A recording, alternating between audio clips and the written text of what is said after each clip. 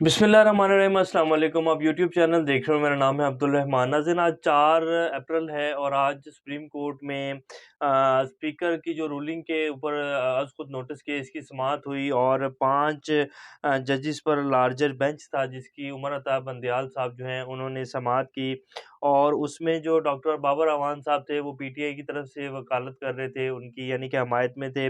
नईम बुखारी साहब जो हैं वो स्पीकर और डिप्टी स्पीकर की हमायत में यानी कि उनका केस लड़ रहे थे। और फारूक एच नाइक जो हैं वो पीपल्स पार्टी की तरफ से और आप अपोज़िशन की तरफ से कह लें कि वो अपने दलाइल पेश कर रहे थे। अब उस केस की समाअत के कुछ अहम पॉइंट्स और समाअत तो ख़ैर हो चुकी है और कल 12 बजे तक मुलतवी कर दी गई है। अब इसमें सबसे इम्पोर्टेंट बात तो ये है कि इतवार वाले दिन जो है खुद नोटिस लिया गया सुप्रीम कोर्ट की तरफ से। हालाँकि इस पिछले 1 डेढ़ माह के अंदर पार्लियामेंट लॉन्जेस में जो कुछ हो रहा था, फिर सिंध हाउस में जो कुछ हुआ और फिर इवन कि जब लेटर आया और बाकायदा इमरान खान साहब ने जलसे में लेटर लहराया और कहा कि ये एक आलमी साजिश है, नो कॉन्फिडेंस मोशन। और फिर उसके ऊपर जितनी हमारे चारों फ़ौज के मुसल्लह फ़ौज के जो सरबराहान हैं उनको बुलाकर बाकायदा इस खबर की तौसीक हुई और सलामती कमेटी का इजलास बुलाया गया और उसके ऊपर फिर बाकायदा एक मरासला जो है अमेरिका के सफ़ीर को बुलाकर थमाया गया। तो उसके ऊपर भी हमारी अदालतों को खुद नोटिस लेना चाहिए था और पूछना चाहिए था कि जो हमारी जमातें हैं जो कि नो कॉन्फिडेंस मोशन पेश कर रही हैं और एक नामज़द वज़ीर-ए-आज़म को उतारने की कोशिश कर रही हैं, तो उसके ऊपर पहले ही खुद नोटिस ले लेना चाहिए था। लेकिन ख़ैर इतवार वाले दिन जो है शहबाज शरीफ साहब ने ट्वीट किया और उसके फ़ौरन बाद जो है हमारे जो अता बंदयाल साहब उन्होंने नोटिस ले लिया और इतवार वाले दिन ही जो है अदालत लगा ली। बहरहाल उसकी जो समाअत के आज कुछ अहम पॉइंट्स हैं वो आज आपको बताएँगे कि क्या हुआ समाअत में और कल तक जो है वो मुलतवी कर दी गई है। और इस टाइम जो अदम एतमाद तो ख़ैर आप लोगों के सामने है, क्या सिचुएशन बनी है। हमारी अपोज़िशन जो है वो तकरीबन सारी परेशान फिर रही है।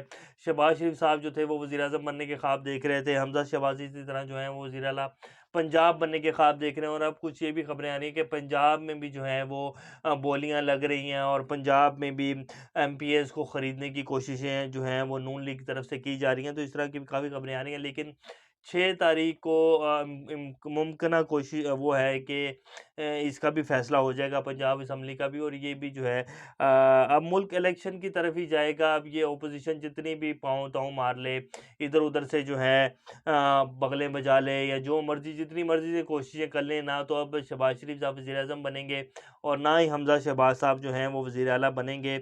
और मौलाना फज़लुर रहमान साहब तो सदर तो ख़ैर बहुत दूर की कहानी है।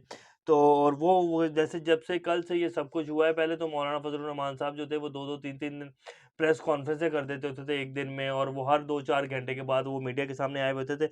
तो कल से तो वो बिल्कुल ही जो है वो नज़र ही नहीं आ रहे मौलाना फज़लुर रहमान साहब। और ख़ास तौर पे जितने भी सहाफ़ी हज़रात थे जो कि इस अपोज़िशन की सारे अदम एतमाद की डीलों में साथ-साथ बढ़-चढ़ कर हिस्सा मिला रहे थे और फिर मीडिया चैनल्स के जो मालिकान हैं वो जो है इस सारी जितनी भी जोड़-तोड़ हो रही थी और जितने लोगों को ख़रीदा जा रहा था और जो है यकीन दहानियाँ करवाई जा रही थी, वो सारे चैनल्स जो हैं उनका भी जो है बयानिया अगर आप उठा के देखें तो उनकी भी तबीयत साफ़ हो चुकी है और वो बिल्कुल एक वो आप कह लें कि मैं अब कुछ ज़्यादा हार्श हो जाएगा वर्ड्स वो इस्तेमाल नहीं करूँगा। तो उनके भी बिल्कुल शोक का आलम चल रहा है। जितने भी हमारे कुछ सहाफ़ी थे, जिनमें ख़ास तौर पे सलीम सहाफ़ी और बहुत बड़े-बड़े नाम थे जो कि बहुत ज़्यादा एक्टिव थे पिछले 4-5 दिन से ख़ास तौर पर सोशल मीडिया के ऊपर, तो वो तो अब ट्वीट तो करना दूर की बात है, वो नज़र ही नहीं आ रहे सोशल मीडिया के ऊपर। तो बहरहाल ख़ैर ये लेटेस्ट सिचुएशन चल रही है। अब मुल्क जो है वो इलेक्शन की तरफ जा रहा है। इस वीडियो की अहम डिस्कशन चलती रहेगी। इससे पहले अगर आप लोगों ने चैनल को सब्सक्राइब नहीं किया, तो रेड बटन को प्रेस कर लें और बेल आइकॉन को प्रेस कर लें ताकि लेटेस्ट अपडेट्स आप लोगों को मिलते रहें और ये जो हमारा ताल्लुक है ऐसे ही जुड़ा रहे।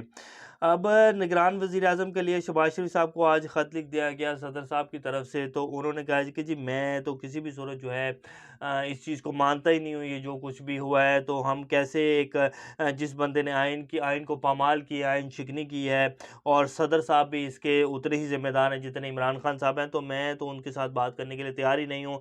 कौन-सा निगरान वज़ीर-ए-आज़म, अभी तो ये सुप्रीम कोर्ट में मामला चल रहा है तो इसके ऊपर फ़ैसला होगा तो ही आगे चलेंगे।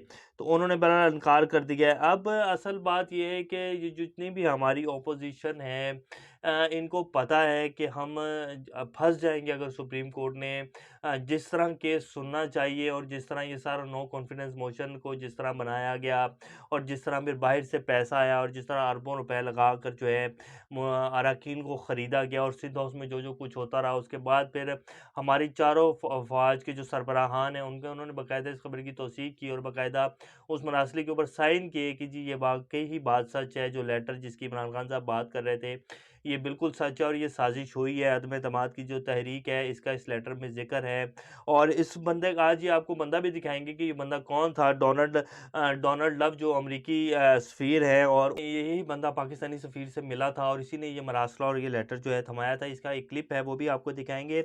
तो इसके साथ-साथ ऑपोज़िशन को ये सब कुछ पता है कि अगर ये सब कुछ अगर ये केस खुल गया और जिस तरह अगर ये वाक़ई ही ये जो नो कॉन्फिडेंस मोशन है जिस तरह हुकूमत कह रही है और अगर ये सारे सबूत हुकूमत ने उनके सामने पेश कर दिए अदालत में इस नहज तक आ गई और उन्होंने कहा कि इसकी प्रॉपर जो है इसके ऊपर कमीशन बना दिया जाए, तो हम सब जो हैं जितनी ऑपोज़िशन जमातें हैं और जितने ख़ास तौर पे ये 3 बड़े सरबराह हैं, जिनमें ज़रदारी साहब, शहबाज शरीफ साहब और मौलाना फज़लुर रहमान साहब, तो ये सब के सब जो हैं टंगे जाएँगे, तो हमें माफ़ी नहीं मिलेगी, गद्दारी के मुकदमे हमारे ऊपर हो जाएँगे। तो ये सिर्फ़ एक हद तक है, ये सिर्फ़ आप कह लें कि मुनहरिफ़ अराकीन और ये जो जो सब कुछ एक ड्रामा हुआ है और अपने आप को एक सेफ़ रास्ता देने के लिए ये सब कुछ हो रहा है कि जी हम सुप्रीम कोर्ट का इंतज़ार करेंगे और सुप्रीम कोर्ट को इसको रद्द कर देना चाहिए। ये आइन शिकनी की गई है पाकिस्तान के कानून के ख़िलाफ़ और पाकिस्तान के आइन को तोड़ा गया है।